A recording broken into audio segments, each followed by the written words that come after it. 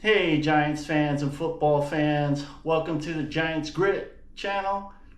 Your views and reviews of the New York Football Giants by a favorite fan and without all the theatrics. Although it's hard with the way they're playing to not be really angry.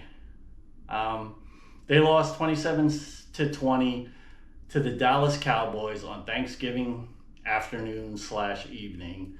It was 13-10 at the half. Actually, I expected them to get annihilated with all the drama that went on the last 2 weeks between the Daniel Jones benching and then subsequent release. And then it was the owner that he went to get his release and not even the head coach or the GM. And Tommy DeVito starting and then getting blown out by the Tampa Bay Bucks 30-7, which it wasn't even that close. And then Tommy DeVito getting hurt, and then Drew Lock being announced the starter like 2 days before the game on a short week on Thanksgiving in Dallas. So again, they kept it pretty close, 27-20. They lost because of 14 penalties, the most penalties. The defensive line was horrendous again. It's like a broken record. The offensive line did not play well. The quarterbacking actually wasn't that bad. I mean, again, I'm picking on Daniel Jones, even though he's been off the team now. But did Drew Lock play better than Tommy DeVito and Daniel Jones? Yes. Does that mean he played well? No. So, but he was still better. Bad coaching also too. I mean, the Giants have one of the worst rosters in the NFL. I get it. They're just not playing. They just don't have the talent. That happens with bad drafting, bad coaching, bad player development, bad trades, bad free agent acquisitions. So it was just an overall cluster. However, coaches got to put their players in positions to succeed. The Giants scored on their first possession. They ran the ball really well with Devin Singletary and Tyrone Tracy, and Drew Lock even helped out. He had a couple of good runs, including a 28-yard run, his career long, and they scored on a Tyrone Tracy 1-yard run. So to go up 7-3 over the Cowboys, their first lead in a couple of months. And so what did they do when they get the ball again? They were having Drew Lock playing in the shotgun, empty backfield. And it's just, if anything, it's like, hey, run the ball. You're outmanned. You have two backup tackles playing, both of which are better run blockers than pass blockers. You got excellent rookie running back in Tyrone Tracy, and you still got your solid Devin Singletary.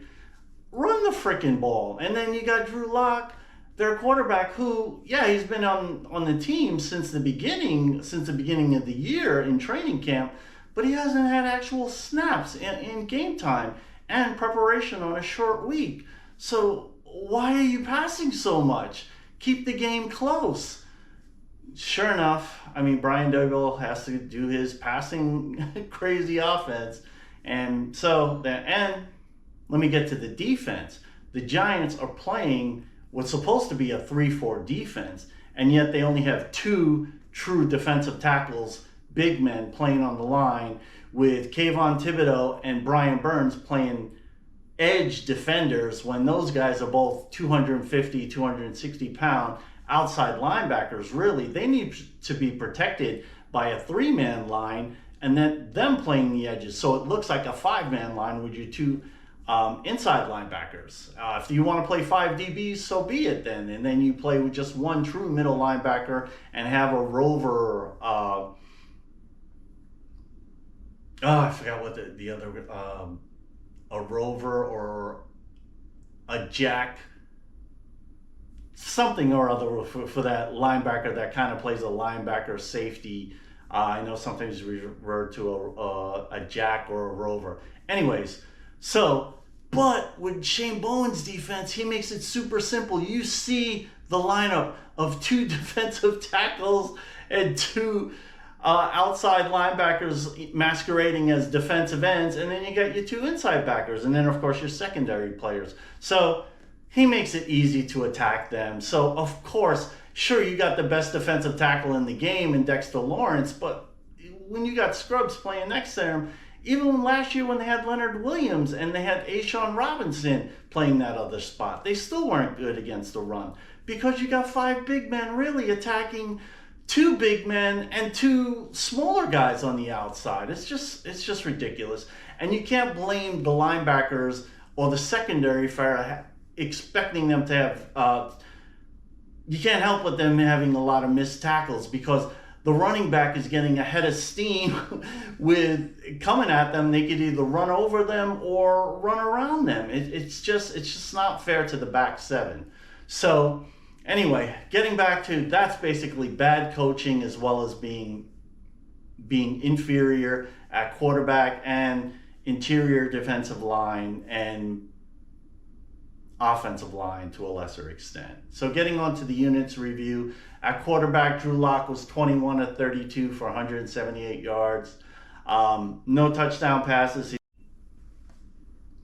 Unfortunately, he had a pick six, and it was a bad pick six that was picked off in a screen pass attempt, and that was the difference in the game since they lost by 7. So he ran 4 carries for 57 yards. That was his career high. He helped there. He did look better than Tommy DeVito and Daniel Jones. He did go downfield. He was guilty of holding the ball a little long as well, but not nearly as bad as those other two aforementioned. He did complete some passes. He missed some passes. He threw a deep one to Slayton that unfortunately Slayton couldn't get his foot down. And he completed a deep one to Neighbors, not that deep, but like 20-something yards, but called back because of a penalty. Overall, and he did have a fumble, unfortunately, that Dallas recovered early in the third quarter. So, yeah, Drew Lock, better than Daniel Jones, better than Tommy DeVito, but still not a starting caliber quarterback. So, moving on to the running backs, Devin Singletary started. He had 7 carries, 32 yards.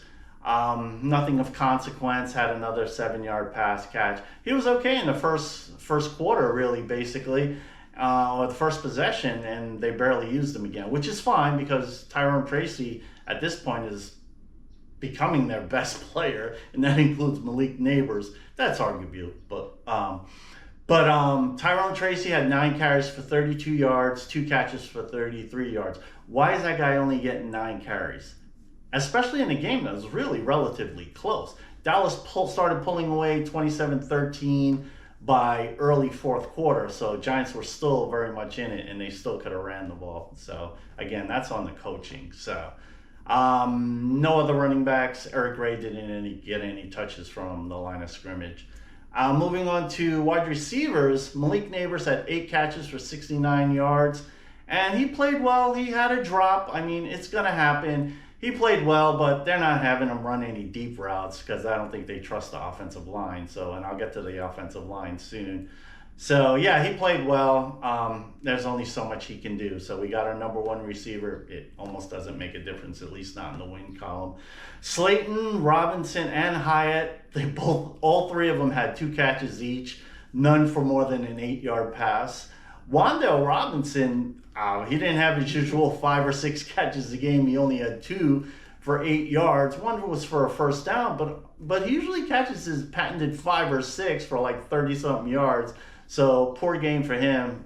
Probably not his fault. So, and Jalen Hyatt, is happy to see him catch a couple of passes. Still would have liked to have seen him get more looks. He did draw a pass interference penalty. Now, moving on to the tight ends, Theo Johnson looked good. He blocked well. He had 5 catches for 54 yards, and he was doing a Mark Bavaro impersonation. He was breaking on 3 of his catches. He broke tackles. There was one where he looked like he broke 2.5 tackles, another one where he broke a couple tackles, but wouldn't that show you Giants' luck? He hurt his foot, they reported after the game, and he may be out for the season. So great, just when he starts to look good. But I like what they have moving forward, though, with Theo Johnson. Chris Manhertz, he played about 30% of the snaps. He blocked okay. He had a really bad holding penalty on Micah Parsons, but Micah Parsons makes a lot of people do that. So he's getting more playing time than Daniel Bellinger. So Daniel Bellinger, he blocked okay. He only had 4 snaps from scrimmage, no targets, but he did have a nice block on 4th and 1. So Daniel Bellinger obviously is going to be starting. I think Manhertz will start next week as a blocker, but Bellinger will be the primary guy on passing downs, I'm pretty sure. So moving on to the offensive line, they started off well with the run blocking, and they actually didn't run block all that bad throughout the game. We just didn't call for enough runs. And again, that's on Coach Daboll. And it's just ridiculous. They have to call more. I mean, you got, like I said, you got 2 good backs, and he's just not doing it. So as far as the tackle play, Evan Neal, I had hoping to see how he would play down the stretch, but if the Giants don't move him to guard, I think they should just move on from him. I would just, cut your losses, take the salary cap hit, and I think they have to draft offensive tackle high next year in the next draft. So it's unfortunate, but I don't think Neal is a keeper. We'll see. I don't know. This is probably just an overreaction on my part. I mean, he was playing against a good pass rush, but Micah Parsons ate his lunch, and it could have been a lot worse. Micah Parsons had a bunch of pressures. He had 1.5 sacks. It seemed like he had 5 sacks. If I didn't look at the box score, I would have thought so. But yeah, and Chris Hubbard on the other side, he played just as poorly, but I kind of forgive him. He's 33 years old, a practice squad player. He was he was a practice squad player just 3 weeks ago. So the guards I thought played all right, a couple penalties. Well, the offensive line did get a lot of penalties. There were 14, not just on the offensive line, about half of them on the offensive line. JMS, our center, he had a really bad game. This is his 2nd really bad game in a row.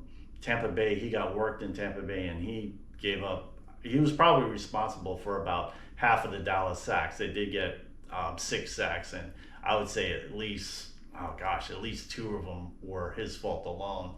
So yeah, he played really poorly. Hopefully he'll bounce back. So I was kind of encouraged because I thought he was having a bounce back after a not so good rookie year.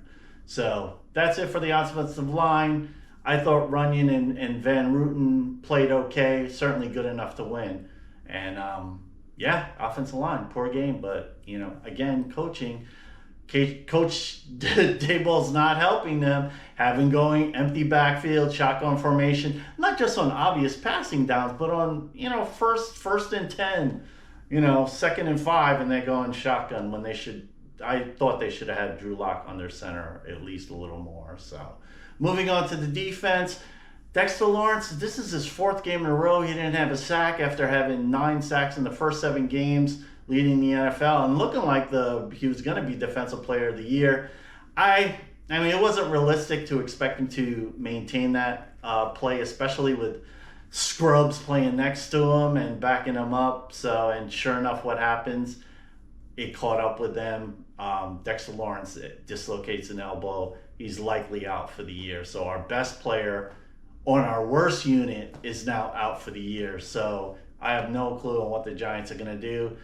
Obviously, Jordan Riley, Elijah Chapman, DJ Davison, and Nacho have to pick it up some way, somehow. I'm sure they'll bring some practice squad guys over to help out, but it's probably going to get worse, and is already their worst unit. As far as the edge rushers, Brian Burns and Kayvon Thibodeau, on the stats, they played poorly, and they did play poorly against the run. However, Burns and Thibodeau, they both came really close. Again, it was almost like the first game where they were just missing getting the Cooper Rush, and they did hit him, but they both at least had a couple of quarterback hits each, and Thibodeau had a pass defense, as did Brian Burns. They're definitely underachieving this year, but it would help if someone besides Dexter Lawrence can get a little push up the middle, because they are coming around the outside, an occasional move on the inside, but they're still two of our better defensive players in Kayvon Thibodeau and Brian Burns. So not a good game, but not a bad game as the box score suggests. Tavon Fox, he got some playing time, relieving both of those guys. He did make a nice tackle, and he did also get a nice quarterback hit. I thought he was going to get to Cooper Rush, so unfortunately he did not. Moving on to the linebackers, Bobby Okereke had his best game in a while, so one of his better games this year, actually. So he did have 9 tackles, 2 tackle for losses, and a pass defense, and he looked pretty good in some coverages too. So yeah, good game by him. Unfortunately, he did get blocked quite a bit too, because again, the defensive line getting stuck to blocks, getting pushed back.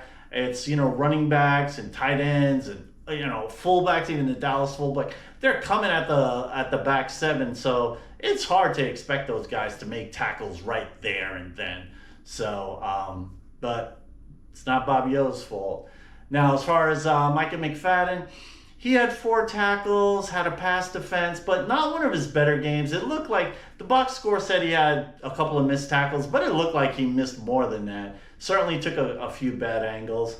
Micah McFadden, he's a solid player, but he just needs better players around him. So not his best game, not his worst, but he's